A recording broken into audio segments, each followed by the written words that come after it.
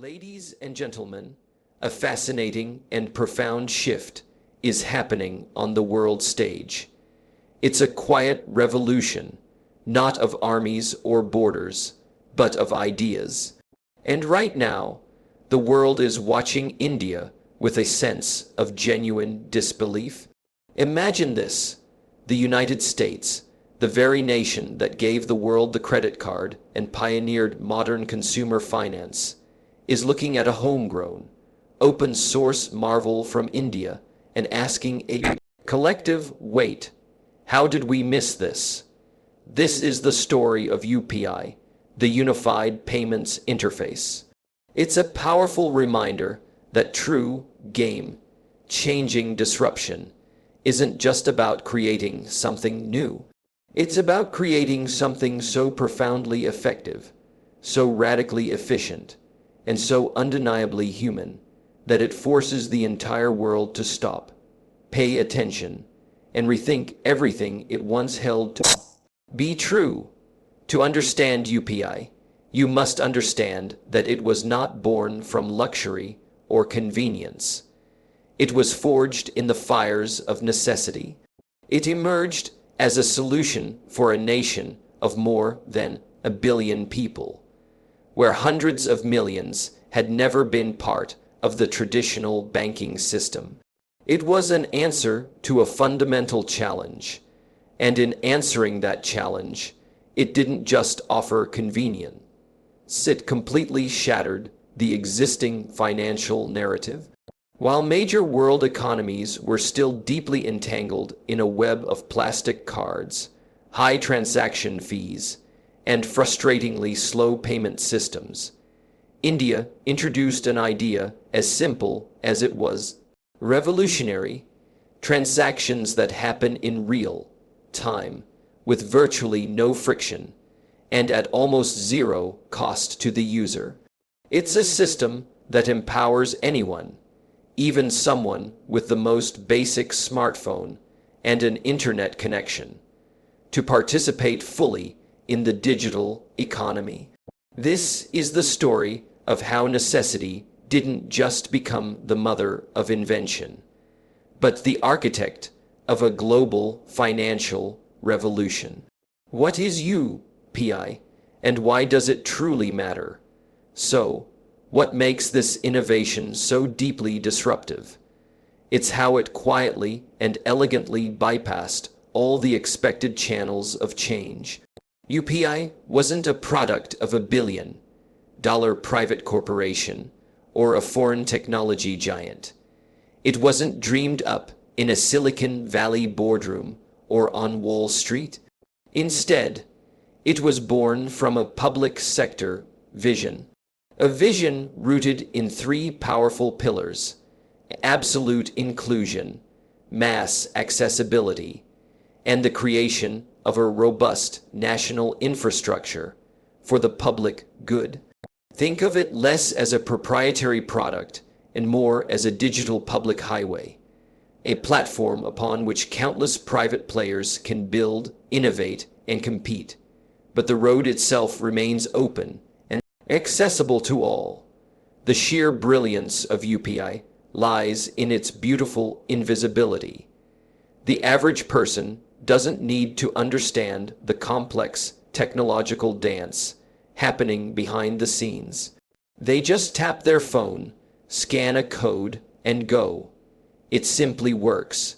It's incredibly reliable. And because of this, it has woven itself into the very fabric of daily life for millions upon millions in India.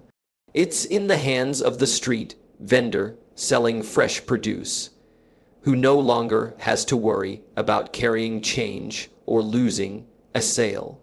It's used by the rickshaw driver navigating the busy city streets, receiving his fare instantly and securely. It empowers the online shopper, the student receiving funds from their parents, and the multinational corporation processing thousands of transactions. It has transformed daily commerce into a seamless, fluid experience for everyone. Empowerment a revolution in human terms to truly grasp the impact of UPI. We must look beyond the technology and see the human transformation. This is not just a story about finance. It's a story about dignity, confidence, and freedom. For decades, formal financial systems, whether intentionally or not, were built in a way that excluded vast segments of the population. If you didn't have wealth, a formal credit history, or easy access to a bank branch, you were effectively invisible to the digital economy. UPI changed that forever. It created a truly level playing field. Suddenly, the vegetable vendor in a remote town had the exact same power to send and receive money as a high-powered CEO in a major metropolis. The system removed the middlemen, the hidden fees, and the complex procedures, giving ordinary people direct, unhindered access to their own money on their own terms. The genius is its simplicity. It doesn't demand the latest high-end smartphone or lengthy, intimidating paperwork. The process is so intuitive that digital literacy became a natural byproduct of using it. People learned by doing, and as they did, a sense of confidence and independence grew. Imagine the psychological shift. When you no longer have to stand in long lines, wait days for a payment to clear, or rely on someone else to handle your money, you begin to trust the system, and you begin to trust yourself more. Small businesses can now grow without needing expensive credit card machines. Workers can receive their salaries instantly, without predatory deductions or delays. Families can send money to each other across the country in the blink of an eye. These are not just small conveniences. They are fundamental freedoms. They represent a monumental shift in power, placing it directly into the hands of the people who drive the economy every single day. UPI proved that progress isn't just about rising stock markets or GDP figures. It's about whether the system works for everyone, especially those who have been left on the sidelines for far too long. The global shockwave, when the underdog leads, the ripple effects of UPI success have created a shockwave of both admiration and deep introspection around the world. For years, Western economies viewed themselves as the undisputed pioneers of financial technology. Their banks and payment processors, with their fee-laden models and institutional control, were seen as the global standard. Then came UPI, a system so simple, so scalable, and so powerful that it shattered long-held assumptions and left global observers stunned. The disbelief wasn't just about UPI functionality. It was about its incredible reach and accessibility. In just a few short years, it connected hundreds of millions of people, processing billions of transactions a month. The questions began to fly in financial capitals from New York to London. How could a government-led initiative in a developing country outpace private sector giants backed by billions of dollars? If India can build a real-time, open-source payment system at this massive scale, why are our own systems still charging high fees and taking days to settle transactions? This wasn't in the forecasts. It wasn't predicted by the analysts or the think tanks. And that unpredictability is precisely what made its impact so powerful. UPI became living proof that innovation is no longer the sole domain of the West. It revealed a new global order, one where leadership can come from anywhere, driven not by historical dominance, but by forward thinking design and a clear, inclusive vision. Even Silicon Valley, long seen as the epicenter of all things disruptive, found itself in the position of studying and trying to replicate elements of UPI. India didn't just join the conversation on financial technology. It began to lead it. This wasn't just India's moment to shine. It was a moment for the entire world to reassess what is possible, and more importantly, who is now setting the pace for the future. Empowerment, a revolution in human terms, the empowerment of the common person through UPI, is not just a technological advancement. It is a profound social transformation. For decades, financial systems around the world were built in ways that, whether intentionally or by design, excluded those without wealth, formal education, or easy access to established banking infrastructure. But UPI changed all of that. It created a level playing field where every citizen, regardless of their background, could participate in the economy with dignity and ease. Suddenly, a vegetable vendor in a remote town, a rickshaw driver in a bustling city, or a student in a village hostel had the exact same power to send and receive money as a corporate executive in a high-rise office. No longer were they dependent on middlemen, burdened by carrying wads of cash, or entangled in complex, intimidating procedures. Ordinary people gained direct access to digital finance on their own terms. The brilliance of UPI lies in its profound simplicity. It doesn't demand high-end smartphones, mountains of paperwork, or expensive service charges. All it requires is a mobile phone, a bank account, and an internet connection. The process itself is wonderfully intuitive. Scan a QR code, tap a few buttons, and the transaction is done. This incredible ease of use meant that digital literacy was not a prerequisite for joining the revolution, but a natural byproduct of it. As more people used it, they learned by doing. This organic empowerment, which happened without the need for formal classrooms or seminars, completely redefined what accessibility truly means. For the first time, millions of people who were previously invisible to the digital economy became its active contributors and beneficiaries. This, in turn, fostered a powerful sense of confidence and independence.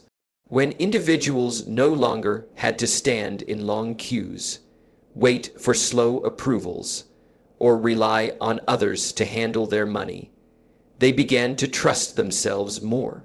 Small businesses could grow without needing expensive physical infrastructure. Workers could receive their salaries instantly, without crippling delays or unfair deductions. Parents could send money to their children across the country in real time. These aren't just conveniences, they are freedoms. They represent a fundamental shift in the balance of power, placing it firmly into the hands of the people who make the economy move every single day. The psychological shift was just as profound. People began to feel seen, capable, and connected. The barriers that had once made financial participation feel out of reach were completely broken down. And this wave of empowerment wasn't limited to the cities or the educated elite. It reached the farthest corners of the country, touching lives that had never before been considered part of formal financial world. UPI showed the world that progress isn't just about GDP figures or stock market numbers. True progress is about whether the system works for everyone, especially those who have been left behind. The global shockwave. When the underdog leads, a global shockwave erupted. Not because a war was fought or a crisis unfolded, but because a new idea, born in India, began quietly rewriting the rules of global finance. India's unified payments interface was never just a technical advancement. It became a deafening wake-up call to the entire world. For years, Western economies, particularly the United States, viewed themselves as the undisputed pioneers of innovation in banking and financial technology. Credit cards, digital wallets, and large payment processors shaped the global landscape, and their associated fees, delays, and institutional control were simply accepted as the norm. But then came UPI, a system so simple, so seamless, and so unbelievably powerful that it shattered these assumptions and left global observers stunned. What caught the world completely off guard was not just UPI's elegant functionality, but its staggering reach and accessibility. In just a few years, it connected hundreds of millions of people in India, enabling real-time transactions with virtually no fees. In 2023 alone, UPI processed over 117 billion transactions, a number that dwarfs nearly every other payment system on the planet. The global reaction was a potent mix of admiration and disbelief. How could a country that had once been labeled a developing economy leapfrog so far ahead in something as complex as digital payments? How did a government-led public initiative outpace private sector giants backed by billions of dollars of venture capital? This was not in the script. It wasn't predicted by analysts, economists, or think tanks. And that very unpredictability is what made it so powerful. Governments, banks, and fintech companies around the world began asking themselves difficult, uncomfortable questions. If India could build an open-source, real-time payment system at this monumental scale, then why were their own systems still charging merchants high transaction fees, requiring 3 settlements and struggling with basic interoperability between banks? The all wasn't just about the technology itself. It was about what it symbolized. UPI became living proof that world-changing innovation is no longer the sole domain of the West. It revealed a new global order, one where leadership could come from anywhere, driven not by historical dominance, but by forward-thinking design and an unwavering public vision. Silicon Valley, once seen as the untouchable epicenter of all things disruptive, suddenly found itself studying and, in some cases, trying to replicate elements of UPI. It didn't just enter the conversation. It forced its way to the front of it, prompting even the most established players to rethink their entire strategies. This wasn't just India's moment. It was a moment for the entire world to reassess what was possible and, more importantly, to recognize who was now setting the pace.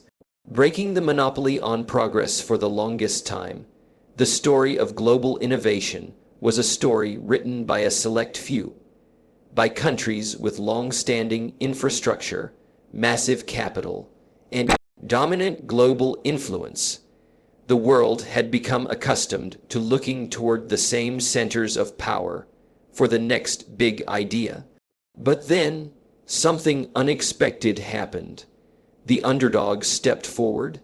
UPI emerged from India not as an imitation of the West's financial systems, but as a completely new framework, designed from the ground up for the very people who had been left behind by the old models. It didn't try to follow the old rules.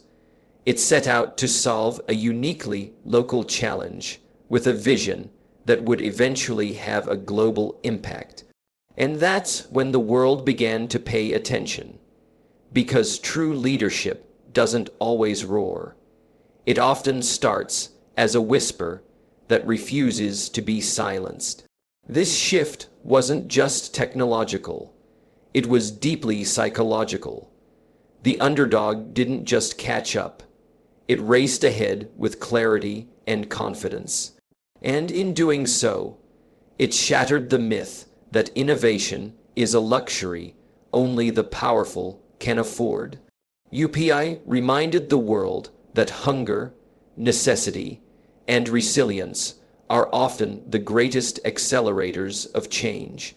It proved that when a nation refuses to accept its limitations and instead chooses to rewrite its own narrative, the world has no choice but to watch, learn, and eventually follow. Breaking the monopoly of progress means shattering the long-held belief that advancement and leadership can only come from a few privileged nations. When a developing nation creates a system that outperforms and outscales what the most powerful economies have built, it proves that genius, creativity, and practical solutions are not the exclusive property of the rich. The arrogance that once dismissed innovation from the global south is crumbling in the face of these undeniable results. The digital world is being democratized, not by invitation, but by transformation. UPI has opened a new chapter where open source, public-focused innovation doesn't just compete with private enterprise.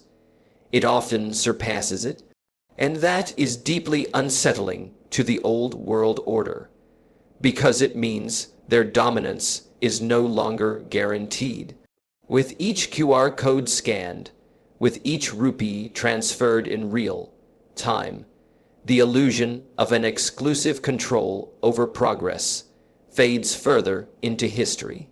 A call to action. The future is in your hands. The rise of UPI is more than a case study in digital success. It is a call to action for the next generation.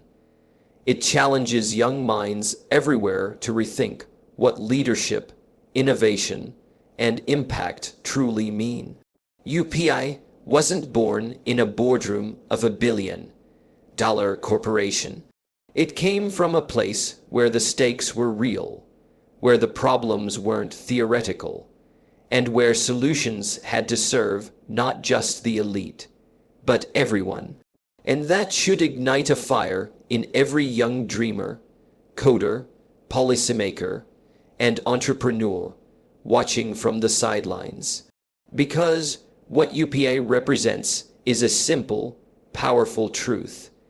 You do not have to come from power to build something powerful. The next generation stands at a historic crossroads. Technology is more accessible than ever. The world is more connected, and barriers that once felt insurmountable are being broken every day. If UPI could be built to connect 1 billion people and still run faster, cheaper, and more inclusively than most systems in the developed world, then what is stopping you from building something even bigger? This is not the time to wait for validation, to ask for permission, or to follow what has already been done. It is the time to observe the world, to understand its problems deeply, and then to disrupt the status quo with courage. Look at your community. Identify what's broken, what's missing, and what people have simply accepted as unchangeable. Because hidden in those everyday problems are the seeds of revolutionary ideas. The future will not be written by those who imitate what already exists. It will be shaped by those who believe that new answers must come from new places. A generation is rising that does not accept the old excuses. A generation that is more connected to reality, more empathetic, more technologically fluent, and more fearless than ever before. The question is not whether you are capable of building something extraordinary. The real question is whether you are willing to begin, whether you are ready to fail fast, learn quickly, and keep going even when no one is watching. Because that's what UPI did. It wasn't built in the spotlight. It was built with a clear purpose. So, what is your purpose? What are you willing to create, not for applause, but for genuine impact? The world doesn't just need more apps or gadgets. It needs visionaries. It needs builders. It needs dreamers who are also doers. The era of waiting is over. The next revolution is waiting to be born, right here, through your hands.